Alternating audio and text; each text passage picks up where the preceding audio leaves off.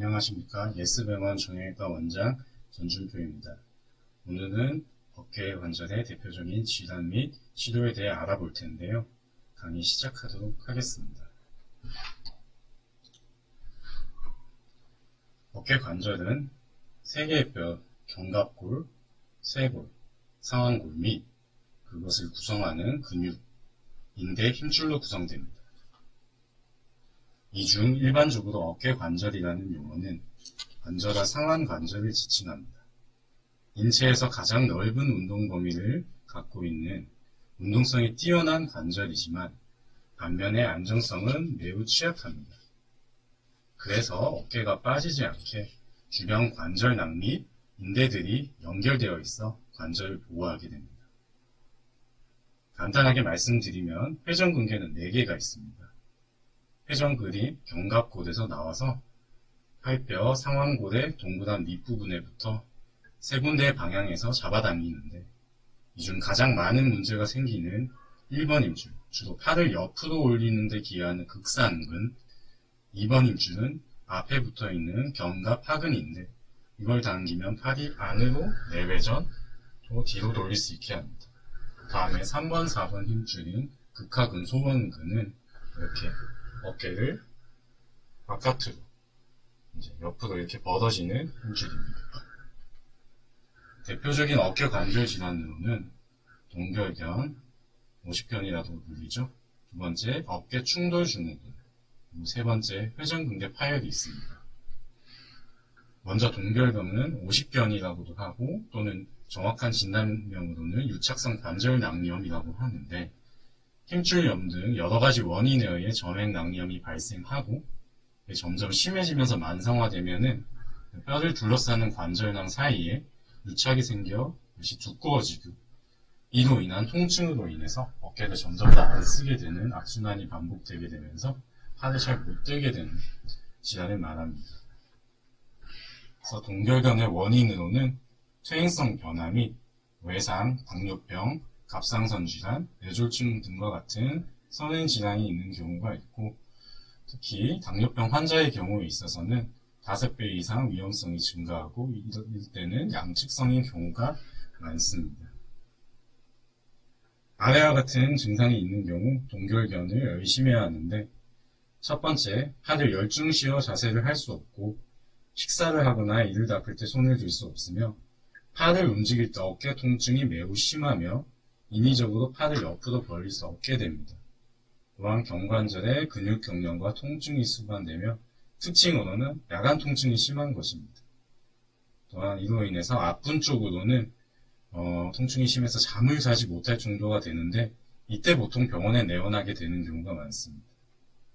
두 번째 질환인 어깨 충돌 증후군에 대해서 말씀드리겠습니다. 회전근개 힘줄이 그 위에 있는 견갑골의 견봉뼈나 그 밑에 있는 인대에 부딪히면서 염증이 발생하고 통증이 생기고 이는 곧 회전근개 파열의 원인이 됩니다. 어깨 충돌 증후군의 원인은 퇴행성 변화, 팔을 많이 쓰는 직업군, 선천적인 견봉뼈의 돌출, 비염 등으로 인해서 결국에 견봉과 사이 공간이 좁아지게 되면서 발생하게 됩니다. 초기에는 전반적인 통증을 나타내며 특히 60도에서 120도 사이 어깨 높이 정도에서 통증을 호소하며 이것이 심해질 경우 역시 야간 통증이 발생하여 수면이 어려우며 팔을 움직일 때 어깨 속에서 걸리는 듯한 느낌, 소리가 나기도 합니다. 이때 치료는 회전근의 염증으로 인해 부어서 통증이 발생하기 때문에 약물 치료를 하면서 특히 초음파 주시하에 정확한 부위의 주사 치료를 시행하는 것이 좋습니다. 회전근개 파열은 어깨를 움직여주는 근육들의 연결 부위, 힘줄이 뼈에 붙는 부착 부분에서 떨어지는 것을 말합니다. 앞서 설명드렸듯이 회전근개는 4개의 힘줄이 있는데 각각 어떤 힘줄이 찢어졌는가에 따라서 증상이 다를 수 있습니다. 팔을 옆으로 들어올릴 때 아프다면 극상근, 팔을 뒤로 돌릴 때 아프다면 견갑하근, 그리고 옆으로 이렇게 들 때 아프다면 극하근, 소음근을 의심할 수 있습니다. 회전근개 파열의 원인은 퇴행성 변화, 주로 충돌 증후군이 진행되면서 병이 치료가 안 될 경우, 또한 급성 외상, 평소 무리한 일 또는 운동을 많이 한 경우 발생합니다. 찢어진 부위가 크지 않을 때에는 팔을 들어 올리려고 할 때 그렇지만 통증이 발생합니다. 파열의 크기가 클 경우에는 통증뿐만 아니라 어깨에 힘도 떨어지면서 잘 힘을 주지 못하게 됩니다. 따라서 어깨에 힘이 빠지셔서 잘 못 들게 되는 증상이 있으시면은 여러분이 판단하기에 괜찮다고 넘어가지 마시고 꼭 주변 의사 선생님을 찾아가셔서 정확한 진단, 진찰을 받으시고 수술 여부를 상담하시길 바랍니다. 앞서 말씀드린 동결근과 회전근개 파열의 중요한 차이점을 설명드리겠습니다. 먼저 동결견은 두꺼워진 관절낭이 유착되면서 어느 방향으로 움직여도 통증이 발생하고 타인이 강제로 팔을 들어 올리려고 해도 들어 올릴 수가 없습니다. 반면 회전근개 파열의 경우 특정 동작에서 통증이 있으며 아직 관절낭이 유착되지 않았기 때문에 타인의 도움을 받으면 팔을 들어 올릴 수가 있습니다.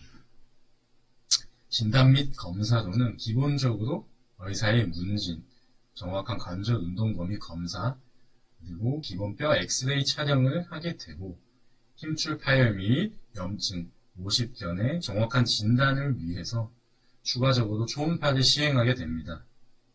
필요에 따라서는 피검사, 관절 촬영술, 뼈 스캔 검사, MRI 촬영을 하게 됩니다.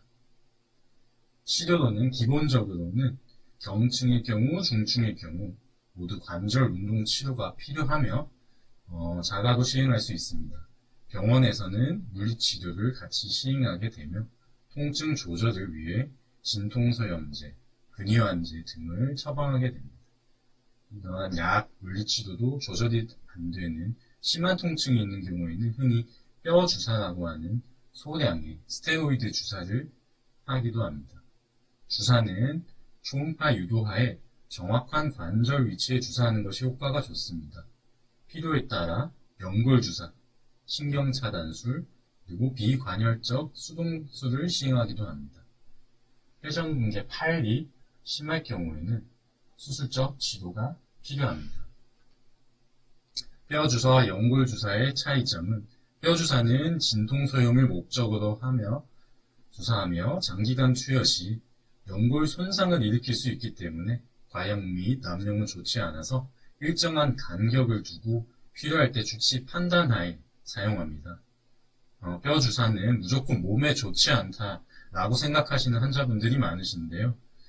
적정한 용량으로 정확하게 목표 부위에 치료하는 경우에는 환자분들의 증상 호전에 큰 도움이 되고 해가 되지 않음을 인지하셨으면 합니다. 연골주사는 관절의 윤활 역할을 하는 성분인 히알루론산을 관절 내에 직접 주사하는 것을 말합니다. 히알루론산이란 관절낭 안에 화력을 구성하는 주요 성분으로서 투여 시 정상 관절 환경으로 회복하고 충격 흡수 및 연골 보호 효과가 있습니다. 히알루론산의 농도에 따라서 1, 3, 5회 주사하는 것이 있는데 각각의 효과는 큰 차이가 없으며 주사 횟수에 따라 농도의 차이가 있습니다. 병원에 자주 오실 수 있는 분은 일주일에 한 번씩 3주, 5주 동안 나눠서 주사를 맞게 되며 나눠서 맞기 때문에 주사 후에 뻑뻑함이 조금 덜합니다. 그러면 이제 자주 병원에 내원하시기 힘든 경우에는 1회만 맞는 주사를 권유드립니다. 연골주사의 보험 적용 기준은 매 6개월마다이며 필요 시에는 추가적인 주사를 시행할 수도 있습니다. 관절염 예방을 위한 식습관으로 오메가3가 풍부한 연어, 참치, 고등어를 먹으시면 좋고 칼슘, 비타민 D가 풍부한 우유, 치즈, 녹색야채 섭취를 추천드리며 골관절염 진행을 늦추는 성분인 솔포라판이 함유된 브로콜리, 항산화제, 함유된 녹차도 좋습니다. 관절염 예방을 위한 생활수칙으로는 항상 바른 자세를 유지합니다. 두 번째, 엎드려 자거나 높은 베개를 베지 않는 것이 좋고, 세 번째, 평소 따뜻한 물로 자주 샤워를 해서 혈액순환을 좋게 해주고 너무 조이는 옷이나 신발은 피하십시오. 네 번째, 같은 자세로 오랫동안 있지 마시고 주기적인 운동을 해주시고, 다섯 번째, 무리하지 않는 범위 내에서 등산, 조깅, 수영도 좋습니다. 여섯 번째, 가장 중요한 것이 어깨가 긴장하고 통증이 있을 때는 그냥 쉬는 것이 좋은 것이 아닙니다. 항상 스트레칭을 통해서 어깨 근육의 긴장을 풀어주는 것이 통증 회복 및 기능 향상에도 도움이 됩니다.